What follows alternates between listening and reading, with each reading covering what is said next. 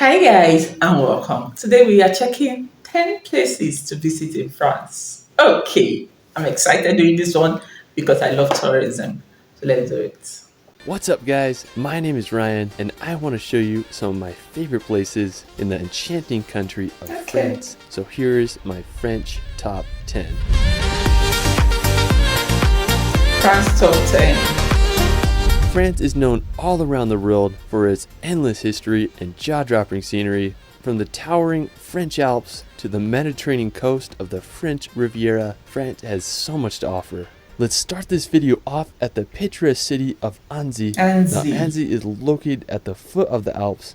It's famous for its medieval old town, and it's been nicknamed the Venice of the Alps thanks to its canals. Now, the city is just absolutely magical, but what I love about the region is Lake Annecy. It's known as one of the cleanest lakes in all of Europe, and I just love the surrounding mountains. I mean, I just can't think of a better place to enjoy on a hot summer day. Now, one of the crowning features of the area is the Château de Menthon Saint Bernard. The castle began construction back in the 13th century, and it's just hard to beat the view of this medieval castle.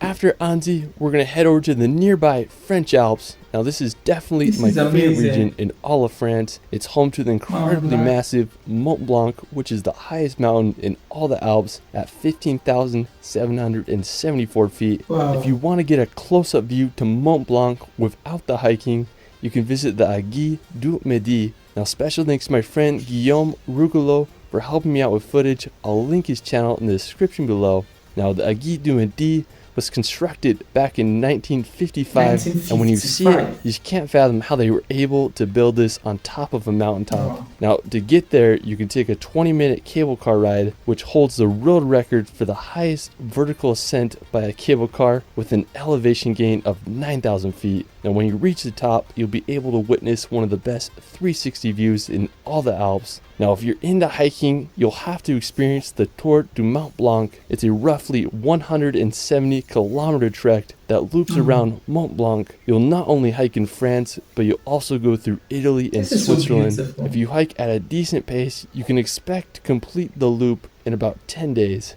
If I can travel to France this summer, I definitely want to attempt the Tour de Mont Blanc. I mean, literally just looks like pure paradise out there. After the Alps, we're going to head over to the Alsace region, now located in eastern France, bordering Germany and Switzerland.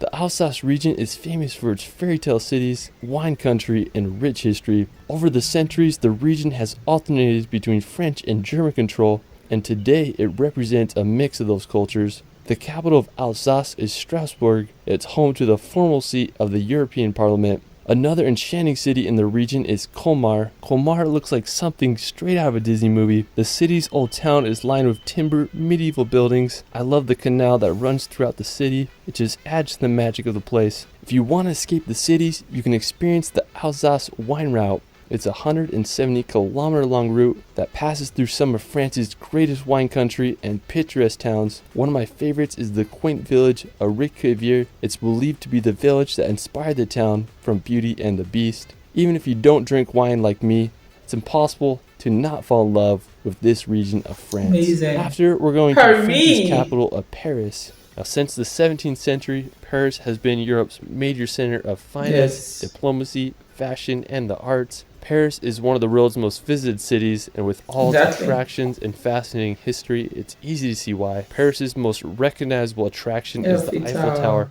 It was built in 1889 for the World Fair. The Eiffel Tower is 324 meter high, which made it the tallest man-made structure in the world until 1930. You can take an elevator up there to get an incredible 360 panoramic view of all of Paris. Another popular attraction is the Louvre Museum. It's the world's largest art museum, and it's home to Da Vinci's Mona Lisa. You can also take a drive around the Arc de Triomphe or walk the grounds of the Palace of Versailles.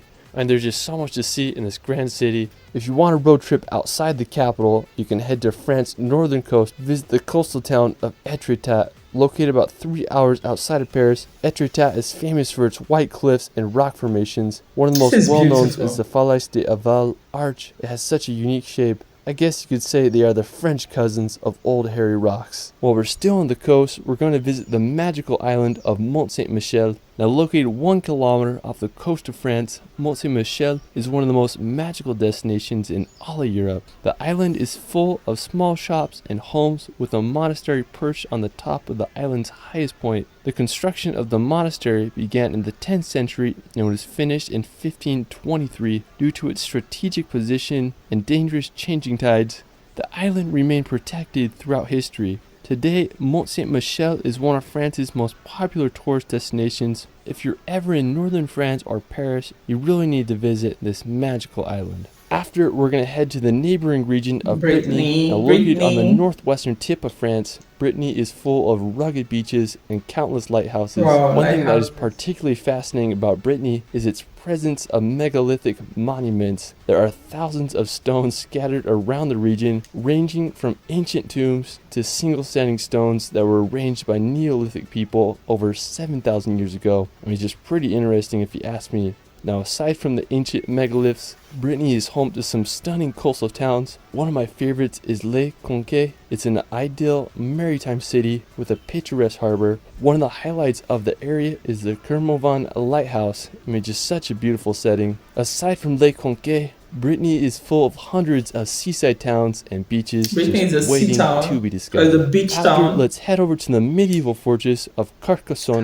Now, when I imagine medieval Europe, I don't think there's a better place that exemplifies it better than this fortified city. Located in southern France, Carcassonne began as a Roman fortified hilltop and was given to the Visigoths in the 5th century, who continued to fortify and build the city. Throughout the centuries, Carcassonne proved to be an impregnable fortress as army after army failed to overtake the protected city. Today, the city consists of 53 towers that are protected by its 2 outer walls. It remains as one of Europe's greatest medieval gems. While we're still on the topic of medieval cities, we're going to head over to Uzes. Now, located about 2.5 hours from Carcassonne, Uzes is a small town with quite the medieval charm. What I love about Uzes is the Duke's Castle. It has such a unique look to it. The main tower with its 4 mini spire gives off medieval vibes. Now, while you're in Uzes, you can make the short 15-minute drive to the ancient Roman aqueduct Pont du Gard. It's over 2,000 years old and carried water over 50 kilometers to a Roman colony. It's the highest of all Roman aqueducts, and it's one of the most well-preserved. Another nearby place to visit is Avignon. It's a stunning French medieval city full of intriguing architecture and history. After, we're going to head down to southern France to the French Riviera. Now, located on the southeast corner of France, I have to say that the French Riviera is home to some of the world's best coastline. It's the perfect contrast between mountains and the Mediterranean Ocean. One stunning city on the French Riviera is Menton. It's a stunning coastal city sandwiched between Monaco and the Italian border. I just love its ports with the backdrop of the Green Mountains. And compared to other popular cities on the Riviera, such as Nice or Cannes, this one's not as crowded, so it's a perfect place to visit to escape the crowds. Now, if you're looking for some medieval vibes, you can visit the nearby hilltop village of Es. The village dates back to the 1300s, and when you explore the city, you'll feel like you're going back in time. You can hike to the summit on the town with a fortress on top, and you'll get some of the best views of the French Riviera. Well, that is it for my France top 10. I mean, there's just so many beautiful places that I couldn't cover in this video, so I'll have to do a part 2. Let me know where your favorite place is in France in the comments below. I also started a relaxation channel where I post hour-long films. This is beautiful, guys. This is so beautiful. I enjoyed it. And France is so cute. I've always known about the Eiffel Tower. Of course, who will know about the Eiffel Tower? It's such a significant one for France. Paris. Amazing. I would love to visit France someday because it's such a beautiful site to build. Such a beautiful site. And I enjoyed every single bit of it. Brittany also, amazing town also, amazing. Thank you, France. Thank you. And thank you for sticking to the end. I see you right in my next video. Ciao, ciao.